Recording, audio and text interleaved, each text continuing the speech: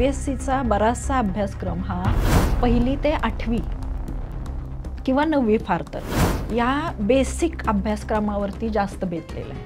अधिकारी म्हणून खूप वेगवेगळ्या प्रकारच्या समस्या आणि वेगवेगळ्या प्रकारचे आव्हानं समोर येत असतात. मी नोकरीत असं अनुभवलं की नोकरी तुम्हाला बरं शिकवते. त्याचा नकळत एक थोडासा धागा कुठे ना कुठेतरी राहतो काम करताना. बाई पदावर असणे हे बऱ्याच लोकांना अमान्य असते किंवा स्वीकारता येत नाही. अनेक अंगांनी स्वतःला विकसित करणं हा खरं तर सक्षमीकरणाचा अर्थ आहे आणि ते अपेक्षित आहे. 12 वर्ष म्हणजे जवळजवळ एक तप आहे. ज्या तपानंतर देवही प्रसन्न होतो. सगळ्यांचा बघण्याचा दृष्टिकोन झाला की आता तुम्हाला हे मिळालंय ना, आता हे झालं की स्वातंत्र्य, ओके, अजून काय भांडतात.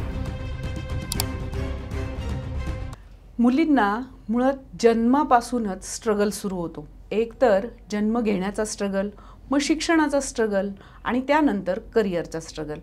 तुमच्या आजूबाजूलाही बरीचशी अशीच परिस्थिती असेल. पण करिअर करायची जेव्हा वेळ येते तेव्हा करिअर आणि शिक्षण याच्यापैकी एकाचीच निवड अनेक मुलींना करायला लागते. पण अशाही काही महिला आहेत ज्या एक करिअर किंवा एक नोकरी धरली की त्यानंतर दुसरीही नोकरी धरण्यासाठी ज्याची खरं तर ॲस्पिरेशन असते, म्हणजे स्पर्धा परीक्षा, अशाही परीक्षा देतात, त्या पास होतात. अशा पद्धतीनं त्या 2 करिअरही करू शकतात. आणि त्याचं मूर्तिमंत उदाहरण म्हणजे आजचे आपले पाहुणे. मी स्वागत करते विद्या पोळ यांचं. नमस्कार. स्वागत आहे मॅक्स वुमेनमध्ये आणि खास करून द प्रिया शोमध्ये. जसं मी सुरुवातीला सांगितलं तसं एकतर तुमचा प्रवास सुरू झाला तो शिक्षिका म्हणून, मग तुम्ही स्पर्धा परीक्षा दिल्या आणि हे करत असताना एक साहित्यिक आणि लेखिका म्हणून पुस्तकं, कादंबऱ्या, कविता हे लिहिण्याकडे तुमचं ओढ तयार झाली. तर मुळात शिक्षिका असताना स्पर्धा परीक्षा द्यावी असं काय वाटलं? मुळात मी ज्यावेळेस शिक्षिका झाले त्याचवेळी हे ठरलेलं होतं की काही वर्ष नोकरी करायची आणि नोकरी करत करत परीक्षा द्यायची. म्हणजे शिक्षिका होणं हे मुळातच ध्येय नव्हतं, तर स्पर्धा परीक्षा देऊन अधिकारी होणं हेच ध्येय मुळातलं होतं. त्यामुळं ते आपोआपच करत गेले किंवा होत गेलं. आणि आता जसं तू म्हणालीस तसं की मुलींच्या पुढे जे अनेक बाकीच्या पण गोष्टींची आव्हानं असतात तीही होती. मी शिक्षिका म्हणून ज्यावेळेस लागले त्यावेळेस एकतर तो काळ असा होता की मुलींची लग्न किंवा घर सेटल होणं ह्याला जास्त प्राधान्य होतं. आता कदाचित तो विचार वेगळा होऊ शकतो, फारसा बदल अजूनही नाही आहे, पण त्यावेळच्या मानाने त्यामुळं मग अगोदर लग्नाचा विचार झाला. मग ह्यामध्ये बरीच वर्ष मला शिक्षिका म्हणून नोकरी करावी लागली. ह्या सगळ्यामध्ये लग्न होऊन पुन्हा सेटल होणं, मूल होऊ देणं आणि नंतर मग स्पर्धा परीक्षेचा विचार करणं. त्यामुळं जवळपास 12.5-13 वर्ष मी शिक्षिका म्हणून नोकरी केली आणि नंतर मग MPSCची परीक्षा दिली. दुसऱ्या अटेम्प्टमध्ये मी MPSC पास झाले आणि नंतर मुख्याधिकारी म्हणून नगरविकास विभागामध्ये रुजू झाले. 12 वर्ष म्हणजे जवळजवळ एक तप आहे. ज्या तपानंतर देवही प्रसन्न होतो.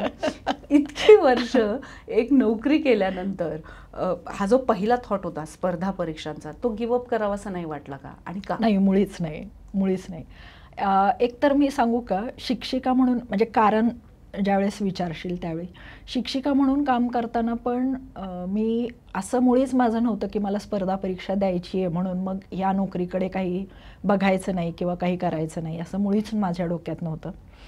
तीही नोकरी मी पूर्णपणे अगदी एन्जॉय ज्याला म्हणतात ना तशी नोकरी एन्जॉय केलेली आहे. आणि मी तुला सांगते की स्पर्धा परीक्षा द्यायच्या आहेत म्हणून जी काही तयारी करावी लागते तर ती माझी शिक्षिका असल्याच्या नोकरीतूनच झाली. म्हणजे त्याच्यासाठी वेगळं काही प्रयास किंवा 12 तास अभ्यास, 15 तास अभ्यास वगैरे असलं काहीही करावं लागलं नाही. म्हणजे मी इंटरप्ट करते, म्हणजे आता ज्या शिक्षिका आहेत त्यांनीही हे ॲस्पिरेशन धरायला हरकत नाही? अजिबातच नाही, अजिबातच नाही. मी सांगू काय, MPSCचा बराचसा अभ्यासक्रम हा 1ली ते 8वी किंवा 9वी फार तर या बेसिक अभ्यासक्रमावरती जास्त बेतलेलं आहे.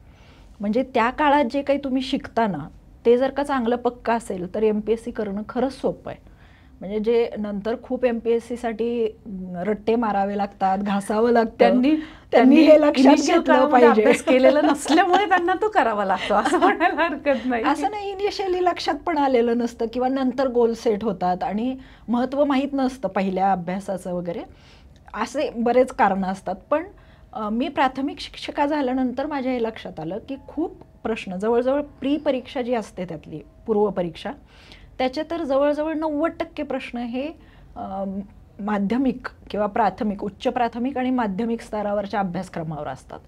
त्यामुळे ते थोडंसं मुलांना शिकवताना जे 3-4 वेळा माझं स्वतःचं चांगलं पक्कं झालं, त्यामुळं MPSC तशी सोपी गेली म्हणायला हरकत नाही. सोपी गेली, पण MPSC साठी लोक वर्षानुवर्ष घासतात असं मी ऐकलेलं. खरं सांगू का, हा जो प्रश्न आहे किंवा हा जो शब्द आहे ना, घासतात, त्याच्यावर मी बोलेन थोडंसं की घासणे किंवा रट्टा मारणे किंवा फक्त पाठांतर करणे कुठल्याच शैक्षणिक विकासासाठी चांगलं नाही. मी एक शिक्षिका म्हणून पण हे खूप आवर्जून सांगू इच्छिते मुलांना की फक्त 12 तास अभ्यास केला म्हणजे MPSCचा खूप अभ्यास केला असं नाही, तर तुम्ही काय क्वालिटीचा अभ्यास करताय हे जास्त महत्त्वाचं असतं त्याच्यामध्ये. म्हणजे खूप सारी पुस्तकं वाचण्यापेक्षा जी उपयुक्त आहेत हे जर का तुम्हाला कळालं लवकर आणि मग त्याच्यासाठी व्यवस्थित कष्ट घेतले तर थोड्या वेळात पण चांगला अभ्यास होतो. सो म्हणजे खूप अभ्यास करणं हा अजिबात कन्सेप्ट चुकीचा आहे असं मी म्हणेन MPSC मध्ये. खूप, पण तरीही आपण बघतो की ग्रामीण भागातली मुलं असतील, मुली स्पर्धा परीक्षांचे पोझिशन मिळवण्यासाठी खूप फाईट करताना आपल्याला दिसतात. तुमच्या बाबतीत एक पोझिशन अशी आहे की महिलांसाठी हेच क्षेत्र चांगलं आहे किंवा सुटेबल आहे, खरं तर की सोयीचं आहे असं सांगितलं जातं शिक्षिकाचा पेशा बेसिकली. आणि दुसऱ्या बाजूला एक अधिकाराचं पद, जिथे अनेक गोष्टींना सामोरं जावं लागतं, फर्स्ट हँड इन्फॉर्मेशन कलेक्ट करायला लागते आणि ॲज वेल ॲज निर्णय घ्यावा लागतो. निर्णय चुकला तर त्या चुकीची शिक्षाही आपल्याला पुढे येतेच अनुषंगाने. अशा ह्या 2 वेगवेगळ्या म्हणता येतील अशा प्रकारच्या पोझिशनवर काम करताना तुम्हाला नक्की काय त्रास झाला? त्रास असं म्हणता येणार नाही, एक शिक्षण म्हणता येईल आपल्याला त्याला. सुरुवातीला शिक्षिका असताना तू जसं म्हणालीस तसं एक दोरीतला जॉब आपण ज्याला म्हणतो, दोरीतलं जगणं असतं. एक ठराविक पद्धत असते, त्या पद्धतीनं आपण काम करत राहिलं तर तुम्ही एक चांगलं काम करताय हे आपोआपच होत राहतं. पण अधिकारी म्हणून खूप वेगवेगळ्या प्रकारच्या समस्या आणि वेगवेगळ्या प्रकारचे आव्हानं समोर येत असतात. प्रत्येकच वेळी एक नवीन इश्यू असतो, नवीन विषय असतो आणि नवीन ठिकाणी डोकं चालवावं लागतं. हे अगदी योग्य आहे. सुरुवातीला मला असं हे व्हायचं की माझ्या बरोबरचे बरेचसे सिनियर मला असे म्हणायचे, मास्तरीन बाई आता जरा टाचणं बाजूला ठेवा. म्हणजे ती जी सवय लागलेली होती शिक्षिका म्हणून एका विशिष्ट प्रकारे काम करण्याची, ती थोडी बदलावी लागली सुरुवातीच्या काळात. पण ना मी नोकरीत असं अनुभवलं की नोकरी तुम्हाला बरं शिकवते. म्हणजे तुम्ही सगळ्यात पहिले तर इगो नोकरी डॅमेज होतो, ते शिकवते.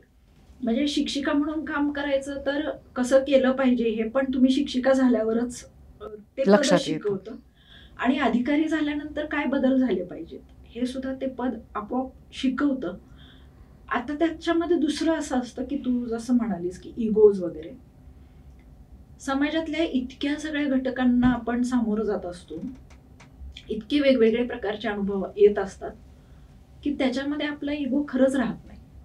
म्हणजे एक अधिकारी म्हणून लोकांचा बघण्याचा दृष्टिकोन काहीही असू देत, पण मी इथं प्रामाणिकपणे सांगू इच्छिते की अधिकाऱ्याला तसा म्हणून की जो दुखावला जाणारा इगो वगैरे असा खूप कमी राहतो. कारण त्याच्यासमोर ना अगदी खालच्या ह्याच्यातलं म्हणजे आर्थिक दृष्ट्या म्हण किंवा बाकीच्या पण दृष्टीनं दुर्बल नाहिरे वर्गातली लोक आपण असं म्हणतो ते सुद्धा येत असतात. आणि अगदी खूप काही असलेले आहेरे टाईप तर तेही खूप प्रचंड मोठ्या ह्याच्यातले लोक येत असतात संपर्कामध्ये. सो ह्याचा बॅलन्स करता करता आपोआप आम्ही शिकून जातो की अरे ठीक आहे, आहेरेमध्ये पण ह्या समस्या आहेत, नाहिरेमध्ये पण ह्या समस्या आहेत. तर ते जे काही असं म्हणतात ना की भगवद्गीतेमध्ये वगैरे जसं म्हटलेलं आहे कर्मण्येवाधिकार असते वगैरे, त्या टाईपमध्ये चालू राहतो जॉब. पण शिक्षिका असताना नोकरी केली आणि त्याच्यानंतर मग परीक्षा दिली. ही तारेवरची कसरत करता करता पुन्हा घर सांभाळणं ही जबाबदारी होतीच. अनेक मुलींना, महिलांना हा प्रश्न पडतोच की करिअर करताना घर कसं सांभाळलं, मुलांमध्ये काय इन्व्हेस्टमेंट आणि कशा पद्धतीची केली, आणि मग अभ्यास कसा केला. ही तारेवरची तिहेरी कसरत कशी केली? दुर्दैवाने ना, म्हणजे आपल्या समाजात अजून पण स्त्रीला हे सगळं सांभाळूनच बाकीचं काय करायचंय ते करायला लागतं. म्हणजे असं कोणालाच मोकळीक नाही. आता मी अधिकारी म्हणून पण काम करताना अनेक नगरसेविका म्हण किंवा नगराध्यक्षा म्हण किंवा अनेक उच्चपदस्थ आणखीन महिला, पण बारकाईनं बघायला गेलं ना तर स्त्री म्हणून असलेल्या त्यांच्या जबाबदाऱ्या त्यांना सोडता येत नाहीत, कुठल्याही पदावर असू दे किंवा कुठेही असू दे. थोडंसं मी इथे म्हणेन की त्यातून थोडी मोकळीक मिळाली पाहिजे ही अपेक्षा करू शकतो आपण, पण मिळत नाही हे वास्तवही स्वीकारलं पाहिजे. आता माझ्या बाबतीत म्हणशील तर शिक्षिका असताना पूर्ण वेळ झेडपीची शिक्षिका होते मी, त्यामुळं 10 ते 5, 5:30 अशी पूर्ण वेळ नोकरी होती. प्लस माझा मुलगा 1.5-2 वर्षाचा झाल्यानंतर मी अभ्यासाला सुरुवात केली होती. सो 1.5-2 वर्षाचा होईपर्यंत मी घराला, मुलाला पूर्ण वेळ दिलेला होता.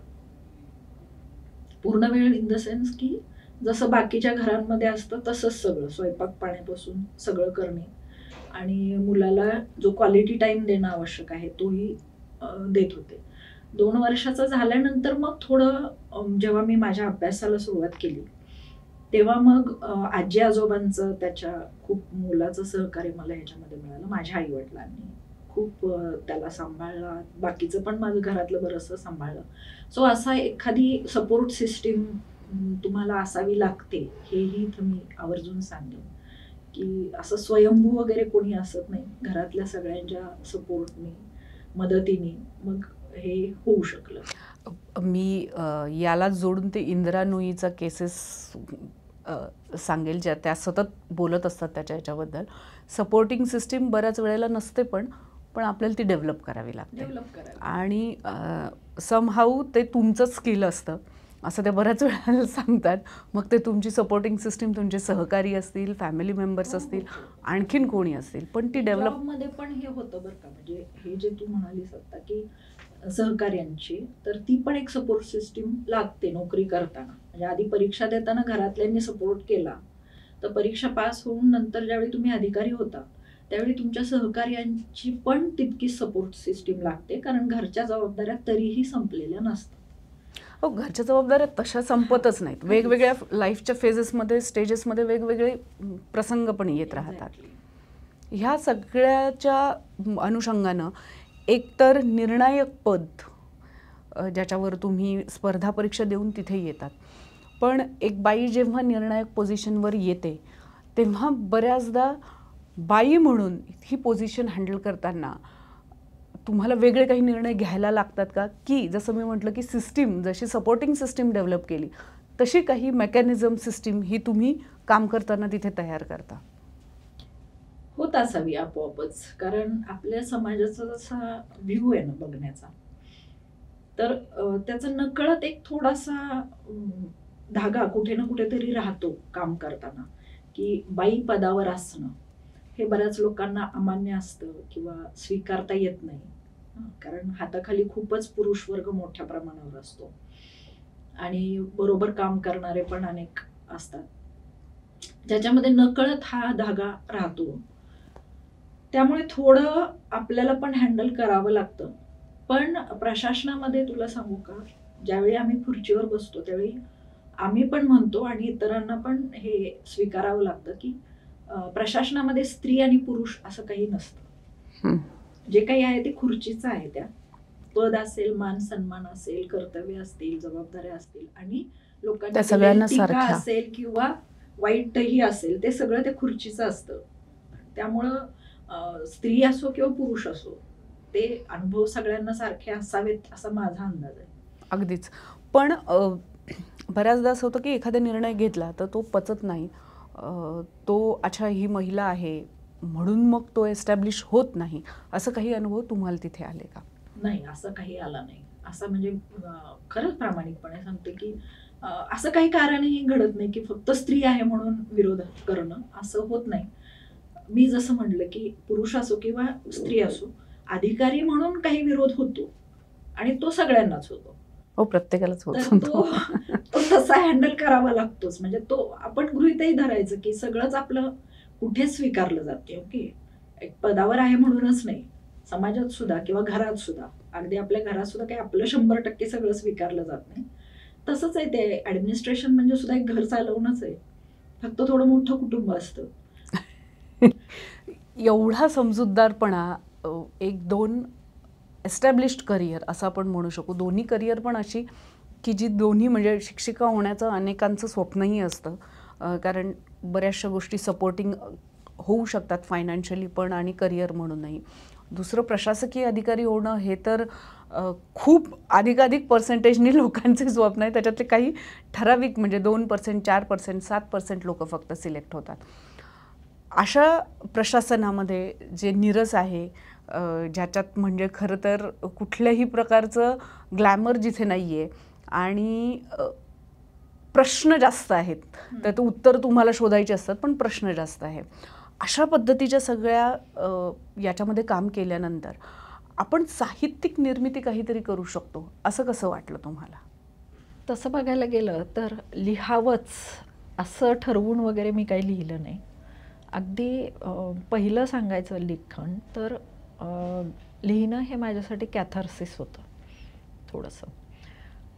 काही एका घटनेनंतर, म्हणजे अगदी स्पेसिफिक तर माझ्या वडिलांच्या मृत्यूनंतर मी बरेच दिवस त्याच्यातून सावरू शकले नव्हते. आणि मग वडील मुलीचं नातं नेमकं काय असतं किंवा काय आपण गमावलं आहे, वडील गेल्यामुळं आपण काय काय गमावलं आहे ह्याचा ज्यावेळेस सगळा विचार किंवा वादळ ज्याला आपण म्हणतो ते सुरू झालं, तर ते प्रत्येक वेळी कोणी सांगायला नसतं ना, किंवा सांगताही येत नाही नेमकं मला काय म्हणायचं आहे मुलगी म्हणून. आणि ते मी लिहायला सुरुवात केली. खरं तर ते लिहिता लिहिता म्हणजे सुरुवात केली त्यावेळेस पण कादंबरी होईल किंवा पुस्तक होईल असं अजिबात नव्हतं. जसजसं लिहित गेले माझ्या वडिलांच्याबद्दल तसं मला असं जाणवायला लागलं की हे लेखन म्हणून पण वेगळं होऊ शकतं. आणि मग म्हणजे मी अगोदर जे लिहिलं ते डायरीसारखं माझ्या वडिलांच्याबद्दल लिहिलं किंवा माझ्याबद्दल पर्सनल. नंतर ज्यावेळेस असं वाटलं की बघूयात प्रयोग करून की हे लेखन म्हणून होऊ शकतं का किंवा ह्या प्रकारे काही लेखन होऊ शकतं का. आणि त्याच्यानंतर जे लिहिलं गेलं ते जवळपास 400-450 पानं माझी लिहून झाली. आणि मग लक्षात आलं की आपण लिहू शकतो. म्हणजे जर का 400-450 पानं आपण सलग लिहू शकतो तर मग आपण लिहू शकतो. आणि नंतर काही चांगले लिहिणारे वाचणारे यांच्याशी चर्चा केल्यानंतर मग कादंबरीचं स्वरूप द्यायचं म्हणजे नेमकं कसं लिहायचं वगैरे हे ठरवून तशा पद्धतीनं ते लिहिलं. म्हणजे कथा ही मुळात माझ्या स्वतःच्या आयुष्यातून आलेली होती. कथा वस्तू आपण ज्याला म्हणतो ते. पण नंतर कादंबरी करताना मात्र त्याच्यामध्ये अनेक काल्पनिक किंवा वेगळे अवतीभोवतीचे अनुभव आणि काही वेगळे पण प्रश्न त्याच्यामध्ये आले आणि वेगळ्या पद्धतीनं ते मांडलं गेलं. अशा प्रकारे पहिलं पुस्तक जगणं कळतं तेव्हा ते आकाराला आलं. तरीही कादंबरी लिहिणं आणि ती प्रकाशित करणं असं काहीही माझ्या डोक्यात नव्हतं. माझे एक राजहंसचे संपादक एक मित्र होते, त्यांना मी सहज म्हणून वाचायला दिली होती ती. आणि त्यानंतर ती राजहंसकडे पोचली यथावकाश. आणि झालं असं की पहिलंच जरी लेखन असलं तरी ते इतक्या प्रक्रियांमधून गेलं होतं. म्हणजे स्वतःबद्दल लिहिणं म्हणा किंवा नंतर त्याच्यात बदल करणं हे असं बरंच झालं होतं. आणि जवळजवळ 4था-5वा राईटअप होता तो. त्यामुळं ते बऱ्यापैकी ज्याला आपण परिपूर्ण कादंबरी म्हणतो तसं स्वरूप आलेलं होतं. त्यामुळं राजहंसनं ती पहिल्याच ह्याच्यामध्ये घेतली आणि लेखिका म्हणून माझ्या प्रवासाला सुरुवात झाली.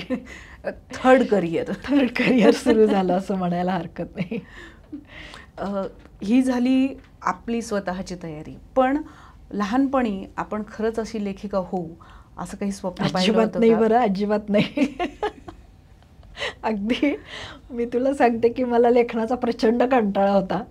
मी आत्ता एका शाळेच्या स्नेहसंमेलनाला गेले होते. तेव्हा मी तिथल्या शिक्षकांना हे सांगितलं की कृपया आत्ताच्या मुलांच्या ह्याच्यावरून जज करू नका, कारण की माझे गृहपाठ कधीही पूर्ण व्हायचे नाहीत आणि त्यासाठी मला शिक्षाही झालेली आहे. माझ्या शिक्षकांना आता खूप अभिमान वाटतो की मी लेखिका झाली आहे, पण त्यावेळी तेवढं सुद्धा लिहायचा मला कंटाळा होता. आणि त्याच्यासाठी पट्टीचा मार खाल्लेला असेल नक्कीच. नाही, असं मार वगैरे नाही, पण ओरडा नक्की खाल्लेला आहे. काही करून पूर्ण करायचे मी, कारण ते तेवढी सिन्सिअर विद्यार्थिनी होते की बोललं तरी सहन नाही व्हायचं, म्हणून मग ते पूर्ण व्हायचं. पण बेसिकली खूप कंटाळा होता मला लेखनाचा. पण ज्यावेळी कादंबरी लिहायला लागले किंवा हे प्रकारचं लेखन करायला लागले, तेव्हा माझ्या लक्षात आलं की ज्या मुलाला गृहपाठ करण्याचा कंटाळा असू शकतो किंवा शाळेतलं काही लिहिण्याचा कंटाळा असू शकतो, त्याला क्रिएटिव्ह लिहिण्याचा कंटाळा असतोच असं नाही. सो आपल्या विद्यार्थ्यांना आवड आपली काय आहे त्याच्या ह्याच्यावर, आपल्या विद्यार्थ्यांना आपण ह्याच्यावरून काहीच जज नाही केलं पाहिजे की तो किती मार्क मिळवतोय, कसा लिहितोय किंवा काय. त्याच्या आवडीचं क्षेत्र मिळाल्यानंतर तो करतोच, हे मी माझ्या उदाहरणावरून सांगू शकते. पण आता आपण आत्ता जी तुमची बायग ही जी कादंबरी आलेली आहे, ही याची दुसरी आवृत्ती. कुठल्याही मराठी पुस्तकाची खास करून दुसरी आवृत्ती निघणं हे तसं रेअर आहे, आणि तीही महिलांच्या जीवनावर आधारित. बऱ्याचदा असं होतं की महिलांसाठी लिहिलं, की इवन महिलांसाठी फिल्म्स जरी प्रोड्यूस केलेली असेल तर ही महिलांसाठीचीच आहे, आपला भाग नाही असं म्हणून त्याला एक वेगळी कॅटेगरी केली जाते आणि तिथेच अवॉर्ड्स, तिथेच सगळं शिफ्ट केलं जातं. सो मुख्य प्रवाहापासून त्याला वेगळं केलं जातं. पण या कादंबरीबाबत आपण बघतोय की बोलताना अनेक पुरुषही त्याच्याशी कनेक्ट होताना आपल्याला दिसत आहेत. याचा पहिला ढाचा जेव्हा डोक्यात आलता तेव्हा तुम्हाला वाटलं होतं का खरंच की याची दुसरी आवृत्ती पण निघू शकते किंवा इतक्या ताकदीची ही कादंबरी तयार होईल? मुळातच ही कादंबरी लिहिताना माझ्या डोळ्यापुढं हेच होतं की फक्त स्त्री विषयक कादंबरी म्हणून ती बाजूला पडू नये.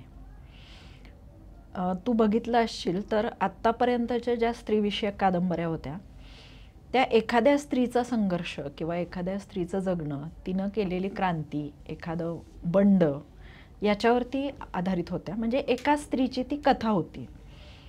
मला स्त्रीवादी कादंबरी लिहायचं ज्यावेळेस डोक्यात आलं, तो अगदी पहिला मुद्दा मी सांगेन की पानिपत वाचली मी त्यावेळेला. पानिपतमध्ये असं एक वाक्य आहे की 1,00,000 बांगडी फुटली. ते वाक्य माझ्या इतकं डोक्यात बसलं होतं. पानिपत वाचलेलं आता जवळजवळ 12-13 वर्ष होऊन गेली असतील मला, जास्तच. पण ते वाक्य इतकं डोक्यात बसलं होतं की 1,00,000 बांगडी फुटली हे ज्यावेळेस कादंबरी सांगते किंवा समाजामध्ये 1000 वेळा ते उल्लेखलं जातं, त्यावेळी कुणालाच असा प्रश्न का पडत नाही की ह्या 1,00,000 बांगडीचं पुढे काय झालं. म्हणजे स्त्रीचं समाजातलं जे स्थान आहे, एक सामाजिक स्थान आपण ज्याला म्हणतो, वैयक्तिक नाही, सामाजिक स्थान जे आहे ते इतकं दुर्लक्षित आहे का की ज्याची कुणालाही, म्हणजे एवढ्या 1,00,000 स्त्रियांची दखल कुणाला घ्यावीशी नाही वाटली. इतिहासाला पुढे त्याचं काय झालं हे कुणालाच माहिती नाही. त्याच्याही मागे आपण गेलो तर मग मी त्याच्यासाठी खूप पुस्तकं तपासली, चाळली असं म्हणायला हरकत नाही, की ज्याच्यामध्ये स्त्री समाजाचं चित्रण कुठेही नाही.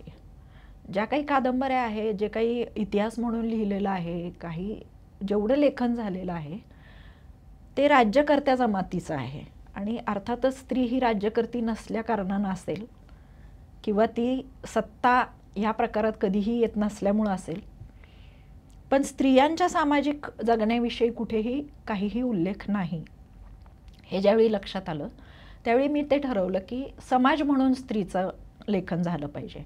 भले आज ती कादंबरी लोकांनी किती अप्रिशिएट करावी किंवा किती वाचावी हे माझ्या दृष्टीनं महत्त्वाचं नव्हतं, तर एक दस्तावेज तयार झाला पाहिजे की सामाजिक जीवन कसं होतं ह्या काळातल्या स्त्रीचं. साधारण स्वातंत्र्यापासूनच्या स्त्रियांचं जीवन याच्यामध्ये आलेलं आहे बायगमध्ये. तर जवळजवळ 50 ते 70 वर्षाचा कालावधी सगळा मिळून आहे. अजून 50 वर्षांनी कळणार नाही की त्या काळातली स्त्री कशी जगत होती. जसं आपल्याला आता प्रश्न पडतो की पानिपत काळातल्या बायका कशा जगत होत्या किंवा काय केलं त्यांनी पुढे, तसं अजून 50 वर्षानंतर ह्या काळातल्या स्त्रीबद्दल पण प्रश्न पडेल. त्याला उत्तर फक्त माझ्याकडून राहिलं पाहिजे आणि त्या ह्याच्यातून ती कादंबरी लिहिली गेली. म्हणून हे लिहिताना सामाजिक म्हणजे अगदी सामान्य स्त्रिया कशा जगतायत, त्यांच्या पुढची आव्हानं काय आहेत किंवा स्वातंत्र्य म्हणजे त्यांच्या दृष्टीनं काय आहे, आपल्याला अपेक्षित असलेलं सक्षमीकरण म्हणजे काय आहे, या सगळ्याचा उहापोह करत ही कादंबरी पुढे जात राहते आणि नंतर शेवटी स्त्री सक्षमीकरणाच्या मूळ मुद्द्यावर येऊन थांबते की सक्षमीकरण म्हणजे फक्त स्त्रियांना हवं तसं जगायला मिळणं किंवा कपडे घालण्याचं, काही फिरायला जाण्याचं, अगदी स्वयंपाक करण्याचं स्वातंत्र्य मिळणं म्हणजे सक्षमीकरण नाही आहे. तर सक्षमीकरण म्हणजे वैचारिक वृद्धी होणं, बौद्धिक संपदेमध्ये स्त्रियांचा जास्तीत जास्त सहभाग होणं, काही आरक्षणामुळे म्हण किंवा काही गोष्टी चांगल्या घडल्यामुळं आज स्त्रिया अनेक क्षेत्रामध्ये दिसत आहेत. म्हणजे आम्ही पण काही अंशी आरक्षणाचा फायदा म्हणूनच खूप मोठ्या प्रमाणावर प्रशासनात दिसतोय असं म्हणायला हरकत नाही. पण हे सगळं नसताना स्त्री स्वतःचं काय अस्तित्व टिकवू शकते किंवा हे सगळं ज्यावेळी नसेल त्यावेळी स्त्रीचं काय अस्तित्व असेल, तर त्यासाठी त्यांनी बौद्धिक ह्याच्यावरती भर दिला पाहिजे, बौद्धिक विकासावरती. अनेक प्रकारची विकासाचे मार्ग आहेत किंवा अनेक प्रकारचे सक्षमीकरणाचे आपल्याला अर्थ म्हणता येतील की फक्त अभ्यास करणं एवढा एकच नाही आहे. अनेक अंगांनी स्वतःला विकसित करणं हा खरं तर सक्षमीकरणाचा अर्थ आहे आणि ते अपेक्षित आहे. इथून पुढच्या स्त्री समाजाला ते खूप जास्त गरजेचं असणार आहे, कारण इथून पुढच्या समस्या ह्या वेगळ्या असणार आहेत.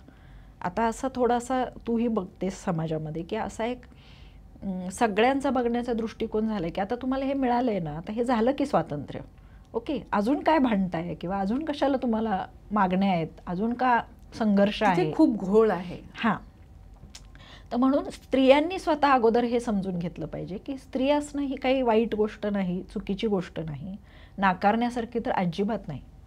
स्त्री असताना सुद्धा तुम्ही खूप काही करू शकता. फक्त पहिल्यांदा स्वतःचं स्त्रीत्व तुम्ही ॲक्सेप्ट करा, स्वतः ॲक्सेप्ट करा आणि मग त्याच्या विकासाकडं बघा. विकास म्हणजे स्त्रीत्व नाकारून पुरुषांसारखं वागणं नाही, असं थोडक्यात या कादंबरीनं चित्र उभं करण्याचा प्रयत्न मी केलेला आहे. खरं तर एका बाजूला आपल्याला असं वाटतं की आधुनिक म्हणता येतील, म्हणजे शर्ट पॅन्ट घातली तर ती मुलगी जी आहे ती एम्पावर्ड आहे किंवा तिचं महिला सक्षमीकरण झालेलं आहे, आता तिकडे बघायची गरज नाही. त्याच्या एकदा विरोध एखादी महिला अगदी नऊवारी साडीमध्ये असेल तर हिला मात्र कुठेतरी हँड होल्डिंगची गरज आहे आणि ही सक्षम नाही, असा एक समज साधारणतः आपल्या समाजामध्ये अजूनही बघायला मिळतो आपल्या. याबद्दल तुम्ही काय सांगाल? जसं मी कादंबरीत पण म्हटलेलं आहे की स्त्रीकडे बघण्याचा दृष्टिकोन जो आहे आपल्या समाजाचा, एकतर टोकाचं स्त्री दाक्षिण्य ज्याची खरंच गरज नाहीये आणि नाहीतर दुसरं म्हणजे डायरेक्ट हे म्हणजे अतिशय टोकाचा तिच्यावर होणारा अन्याय हे आहे की ॲक्सेप्टन्स नाही आहे तिच्या कुठल्याही गोष्टीला. हा जो प्रकार आहे हा वैचारिक याच्यामध्ये आता जास्त यायला लागला आहे. मला वाटतं ह्याच्यावरती एक नाटक पण आलं होतं की ज्याला आपण स्लो असं म्हणतो की त्याला एक शब्द आहे विशिष्ट, गॅस लाईटनिंग. गॅस लाईटनिंग हा प्रकार करून जो स्त्रियांना सतत खालच्या दुय्यम दर्जावरची वागणूक देण्याचा प्रकार आहे की सतत तुला हे येत नाही, तुला ते जमत नाही, तुझा हे कमी पडतं, इथं कमी पडतीयस, तिथं कमी, तू मुलांना नीट बघत नाही आहेस, तू नोकरीत नीट करत नाही आहेस, हे जो सारखा तिचा आत्मविश्वास घालवण्याचा प्रकार आहे हा खूप मोठ्या प्रमाणावर होतो. नाहीतर मग स्त्री दाक्षिण्यात पण काय होतं की तू स्त्री आहेस आणि तुला आमच्या मदतीची गरज आहे म्हणून तुला आम्ही मदत करतोय.